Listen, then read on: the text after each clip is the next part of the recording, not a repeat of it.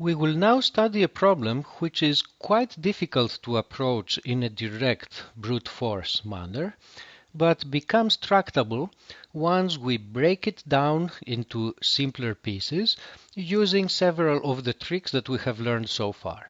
And this problem will also be a good opportunity for reviewing some of the tricks and techniques that we have developed. The problem is the following. There are n people, and let's say for the purpose of illustration that we have 3 people, persons 1, 2, and 3. And each person has a hat. They throw their hats inside a box, and then each person picks a hat at random out of that box. So here are the 3 hats.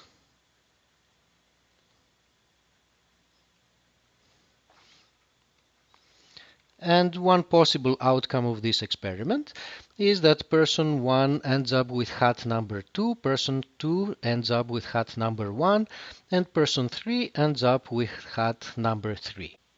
We could indicate the hats that each person got by noting here the numbers associated with each person, the hat numbers. And notice that this sequence of numbers, which is a description of the outcome of the experiment, is just a permutation of the numbers 1, 2, 3 of the hats. So we permute the hat numbers so that we can place them next to the person that got each one of the hats. In particular, we have n factorial possible outcomes. This is the number of possible permutations. What does it mean to pick hats at random? One interpretation is that every permutation is equally likely. And since we have n factorial permutations, each permutation will have a probability of 1 over n factorial. But there's another way of describing our model, which is the following. Person 1 gets a hat at random out of the 3 available. Then person 2 gets a hat at random out of the remaining hats. Then person 3 gets the remaining hat.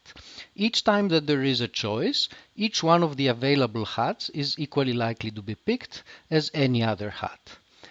Let us calculate the probability, let's say, that this particular permutation gets materialized.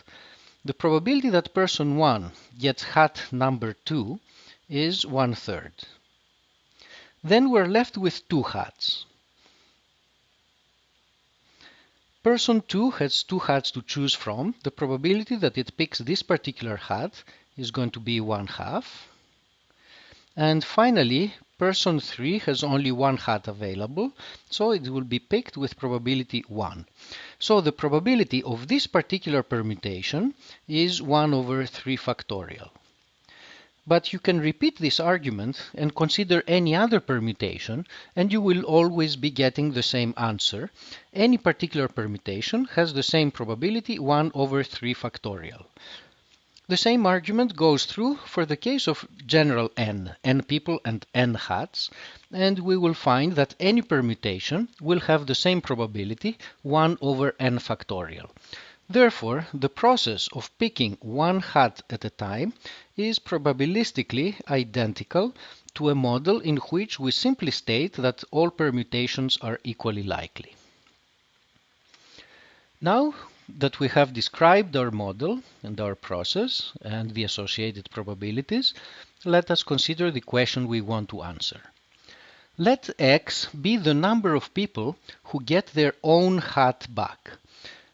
For example, for the outcome that we have drawn here, the only person who gets their own hat back is person 3, and so in this case x happens to take the value of 1.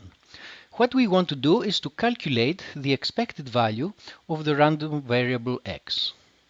The problem is difficult because if you try to calculate the PMF of the random variable x and then use the definition of the expectation to calculate this sum, you will run into big difficulties. Calculating this quantity, the PMF of x, is difficult, And it is difficult because there is no simple expression that describes it. So we need to do something more intelligent, find some other way of approaching the problem. The trick that we will use is to employ indicator variables. Let xi be equal to 1 if person I selects their own hat and 0 otherwise. So then, each one of the xi's is 1 whenever a person has selected their own hat, and by adding all the 1's that we may get, we obtain the total number of people who have selected their own hats. This makes things easier because now to calculate the expected value of x, it's sufficient to calculate the expected value of each one of those terms and add the expected values, which we're allowed to do because of linearity. So let us look at a typical term here. What is the expected value of xi? If you consider the first description of our model, all permutations are equally likely, this description is symmetric with respect to all the persons, so the expected value of xi should be the same as the expected value of x1. Now, to calculate the expected value of x1, we will consider the sequential description of the process in which one is the first person to pick a hat. Now, since x1 is a Bernoulli random variable that takes values 0 or 1, the expected value of x1 is just the probability that x1 is equal to 1. And if person 1 is the first one to choose a hat, that person has probability 1 over n of obtaining the correct hat. So, each one of these random variables has an expected value of 1 over n. The expected value of x, by linearity, is going to be the sum of the expected values. There is n of them. Each expected value is 1 over n.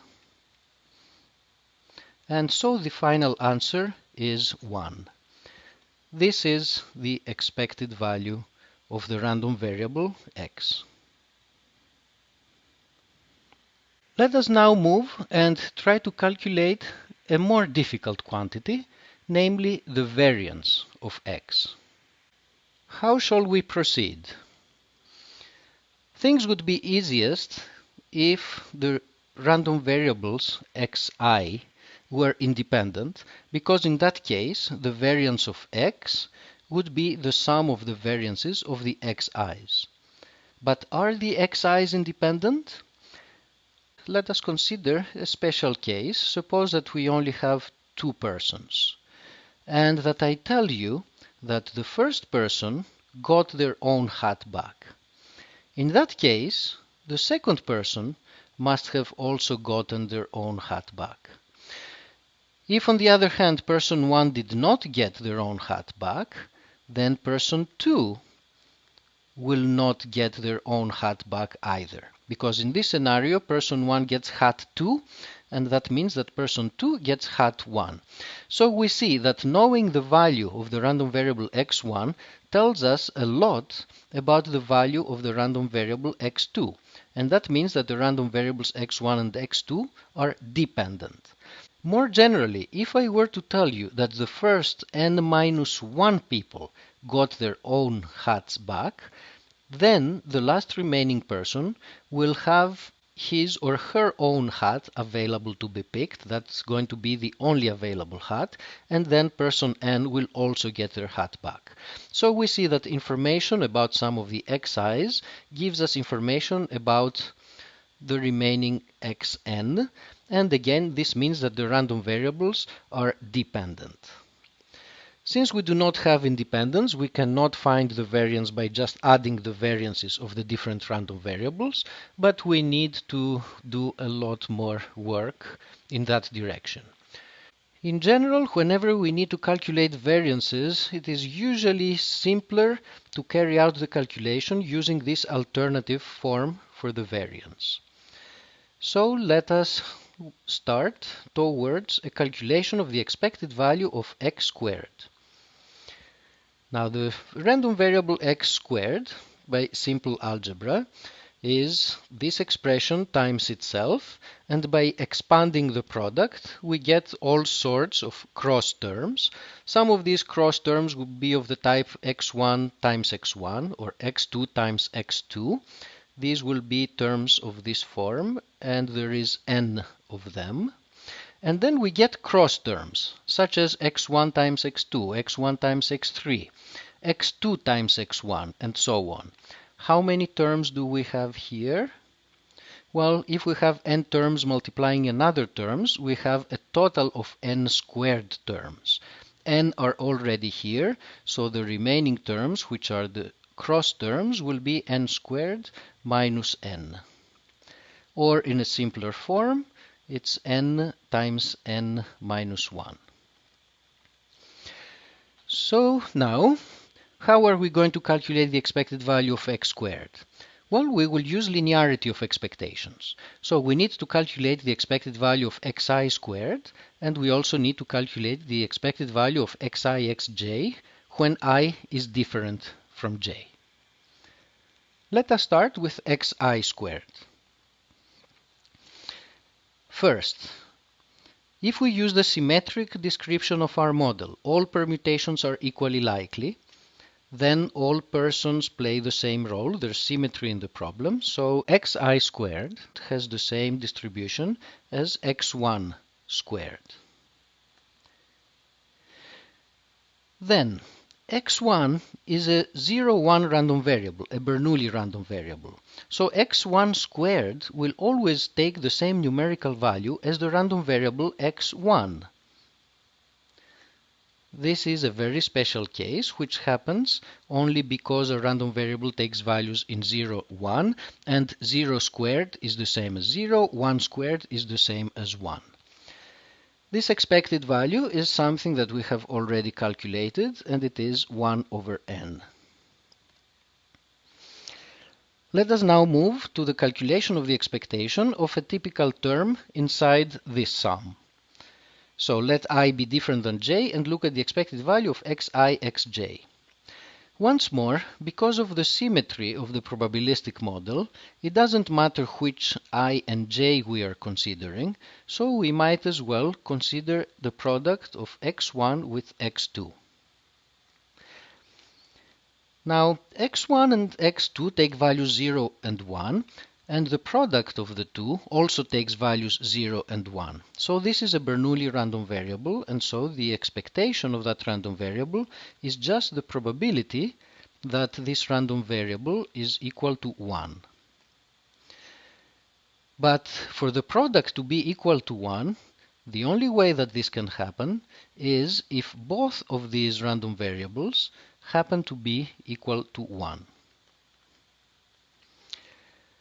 Let us now turn to the sequential description of the model.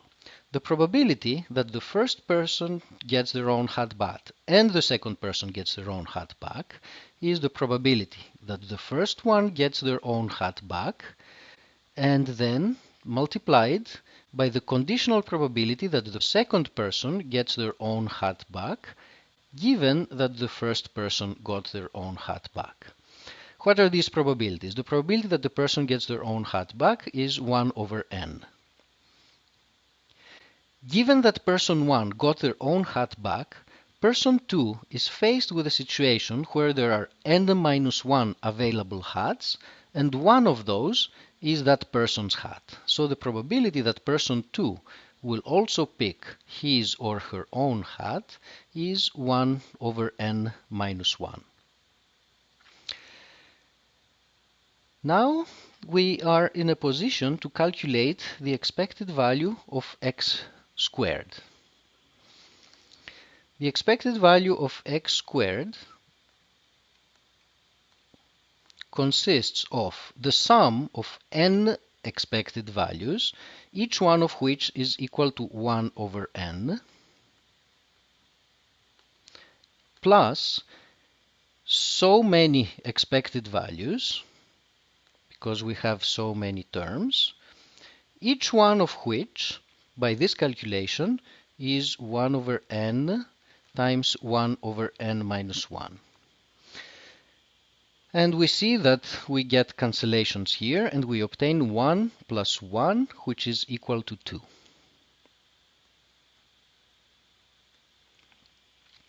On the other hand, we have this term that we need to subtract. We found previously that the expected value of x is equal to 1, so we need to subtract 1. And the final answer to our problem is that the variance of x is also equal to 1.